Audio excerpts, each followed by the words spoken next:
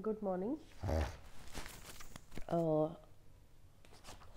मनु को स्टडी करने के बाद में हमने कौटिल्य का थोड़ा बहुत अध्ययन स्टार्ट कर दिया था।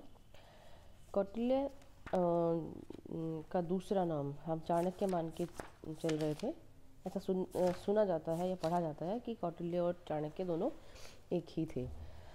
ये वो डिस्कशन का पॉइंट हमारा नहीं है। आज हम डिस्कस करेंगे शासक के जो व्यक्तिगत गुण कौटिल्य ने बताए हैं। वो शासक का मतलब होता है राजा, और राजा का मतलब वो व्यक्ति जो राजा की सर्वोच्च कुर्सी पर बैठता है। कौटिल्य ने बताया है कि जो शासक होता है वो व्यापक दायित्व जो उसके पास में है उन सबको संपूर्ण करे।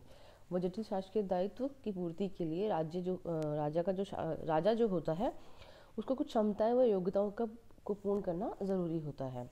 कौटिल्य का यह मानना था कि राजा को कर्तव्य पालन में सक्षम बनाने के लिए उसकी शिक्षा दीक्षा और उसको समुचित प्रशिक्षण मिलना चाहिए। शिक्षा दीक्षा का मतलब उसका एजुकेशन, और प्रशिक्षण का मतलब ये है कि कुछ चीज़ें प्रैक्टिकली हमें करनी होती हैं, कुछ चीज़ें हम सीखते हैं, तो वो प्रशिक्षण भी राजा के लिए आवश्यक है। मनु ने राजा में 3 प्रकार के गुणों की इच्छा जाहिर की है। 3 तरह के गुण वो बताते हैं कि 3 तरह के गुण होने चाहिए। पहला बताया है राजा में ऐसे गुण होने चाहिए जिससे कि वो नैतिक चरित्र व्यक्त करते हों। ठीक है, उसकी एक्टिविटीज़, उसके काम या उसका चरित्र ऐसा हो कि हम उसको मोरली मान सके कि वो वास्तव में मोरली उचित है, उचित कार्य करता है। दूसरा, उसमें वो गुण होने चाहिए जो उसके शासकीय व्यवहार को जताते हों। शासकीय व्यवहार का मतलब है शासकीय दायित्व को पूर्ण करने का प्रतिबिंब करते हों।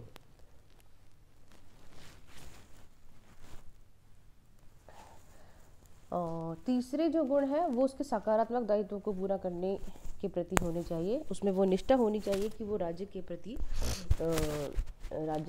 उसकी निष्ठा को दिखाएं और उसके संयम को दिखाएं। संयम का मतलब ये हुआ कि ऐसा ना हो एक छोटे से समय में वो बहुत बड़ा डिसीजन ले ले और उस डिसीजन को लेने के बाद में उसको लगे कि मैंने जो किया वो बहुत जल्दबाजी में कर दिया। इसका मतलब ये हुआ कि एक शासक के अंदर संतुलित व्यवहार का होना बहुत ज़रूरी है।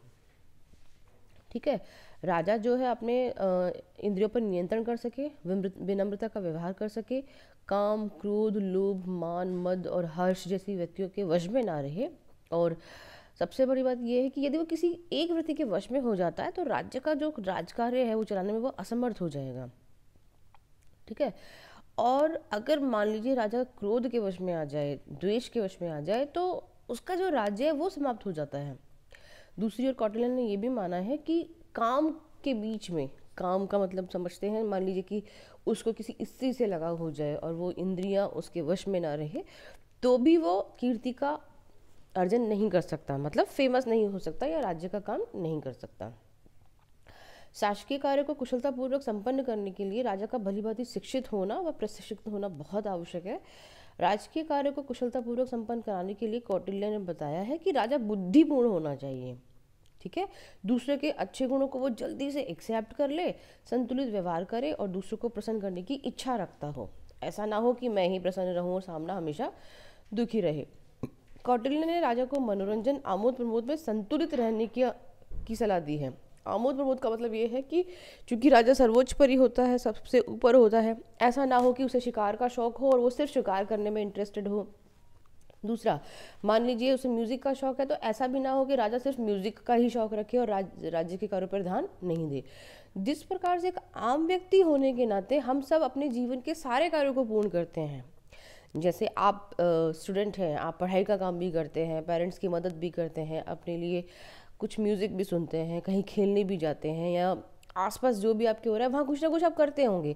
लेकिन ऐसा नहीं है कि आप हर समय एक ही काम करें। तो वही उम्मीद जो है कौटिल्य अपने राजा से करते हैं कि जो राजा है वो एक सिस्टम वाली ज़िंदगी जीने वाला होना चाहिए और वो मर्यादा को ना तोड़े। मर्यादा का मतलब नियम जो बनाए गए हैं उनको का अंत ना करे। कौटिल्य ने शासक की जो दिनचर्या है उसको भी भली भांति डिवाइड किया है। कौटिल्य ने राजा की दिनचर्या को 8 भागों में बांटा है, दिन को, और रात्रि को भी 8 भागों में बांटा है। ध्यान से सुनिए, दिन को भी 8 भागों में बांटा है और उसकी रात्रि को भी उसने 8 भागों में बांटा है। दिन के प्रथम भाग में कौटिल्य ने उम्मीद की है कि जो पहला भाग है, देखिए इसमें टाइमिंग उसने नहीं बताया है, सिर्फ प्रथम भाग बताया है कि पहले भाग में वह प्रजा की रक्षा के उपाय, राजकीय आय और व्यय का निरीक्षण करें, सबसे पहला भाग।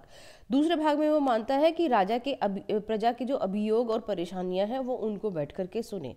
तीसरे भाग में वो बताता है कि वो उस दिन के तीसरे भाग में भोजन करे, स्नान करे और अपने लिए पढ़ाई करे। स्व अध्याय का मतलब अपने लिए स्टडी करे। चौथे भाग में वो बताते हैं कि कर भाग का निरीक्षण करे, अधिकारियों की नियुक्ति करे और स्थानांतरण से संबंधित जो भी कार्य करने हैं, मान लीजिए किसी का विभाग परिवर्तन करना है तो वो कर सकता है। पंचम भाग में मंत्री परिषद से विचार विमर्श करे और गुप्तचरों से सूचनाएं प्राप्त करे कि मेरे राज्य में क्या चल रहा है।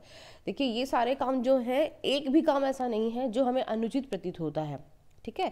छठे भाग में राजा जो है अपनी इच्छा के अनुसार व्यतीत कर सकता है और तात्कालिक कोई भी कार्य कर सकता है। अपनी इच्छा के अनुसार ये होता है कि हर आदमी को अपने लिए एक जगह चाहिए होती है, एक समय चाहिए होता है जो वो अपने लिए कुछ काम करे या अपने लिए जिए या अपने लिए सोचे, तो वो अधिकार उन्होंने राजा को भी दिया है। दिन के 7वें भाग में वो सेना से संबंधित कार्यों का निरीक्षण करेगा और 8वें भाग में अपने सेना के सेनापति के साथ युद्ध के विषय में विचार विमर्श करेगा। ऐसा नहीं है कि युद्ध रोज करना है, युद्ध का डिसीजन लेना है, नहीं। यहाँ उसको ये ध्यान रखना है कि यदि मैंने किसी से युद्ध किया है तो मेरे साथ क्या हुआ, और यदि मैं किसी से युद्ध करता हूँ तो उसका नेगेटिव मेरे साथ क्या होगा। ये सब कुछ उसको सेनापति बता सकते हैं कि सेनापति जानता है कि सामने वाले से हम कितने शक्तिशाली हैं या सामने वाले से हम कितने स्ट्रांग हैं। So this is very important to us कि आप ये देखें, ठीक है। राजा का जो दिन है उसके बाद उसकी रात्रि का डिवीजन भी कौटिल्य करते हैं। कौटिल्य बताते हैं कि रात्रि के प्रथम भाग में, ठीक है, रात्रि के प्रथम भाग में गुप्तचरों से परामर्श वो लेगा। द्वितीय भाग में वो रात को स्नान करेगा, भोजन करेगा और स्वाध्याय करेगा।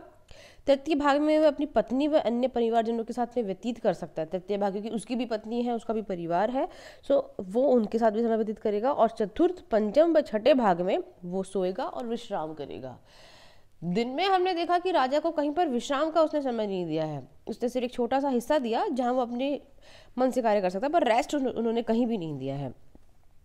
7वें भाग में गुप्तचरों से फिर मंत्रणा करेगा और उन्हें विभिन्न स्थानों पर कार्यों के लिए भेजेगा कि किसको कहाँ कहाँ कौन सा कार्य पूरा करना है। 8वें भाग में वह पुरोहितों से धर्म के विषय पर चर्चा करेगा, चिकित्सक से परामर्श करेगा, रसोई की जानकारी लेगा क्योंकि भोजन जो उनका बनता है वो चूंकि खुद नहीं बनाते हैं तो वहाँ जाएगा। ज्योतिषी से भोजन, स्वास्थ्य और अन्य व्यक्तिगत प्रश्नों पर विचार विमर्श कर सकता है। यहाँ जो व्यक्तिगत प्रश्न आए हैं उसमें उसका स्वास्थ्य शामिल हो सकता है, उसमें उसका भोजन शामिल हो सकता है, उसमें उसकी कुंडली अध्ययन भी शामिल हो सकता है। कौटिल्य ने माना है कि ये तो व्यवहारिक दृष्टिकोण से स्पष्ट है कि दिवस और रात्रि के विभिन्न भागों में राजा द्वारा किए गए कार्य की प्रस्तावित रूपरेखा है, लेकिन राजा अपनी परिस्थितियों और अवसर के अनुसार इस कार्यक्रम में थोड़ा बहुत चेंज कर सकता है। जैसे मान लीजिए मैंने रोज का एक टाइम टेबल बना रखा है, पर मान लीजिए कि कभी ऐसा हो कि मुझे उसमें चेंज करना पड़े तो मैं कर सकती हूँ, ठीक। राजा भी वो चेंज कर सकता है। राजा को दिवस व रात्रि के कार्यक्रम के निर्धारण में व्यवहारिक परिवर्तनों को परामर्श देते हुए यह अपेक्षा की जाती है कि राजा आलस्यवश किसी भी कार्य को किसी दूसरे व्यक्ति को नहीं सौंप सकता है। तो ये था शासक के गुण कौटिल्य के अनुसार। अब हम अगली क्लास में स्टडी करेंगे मंत्री परिषद। Thank you.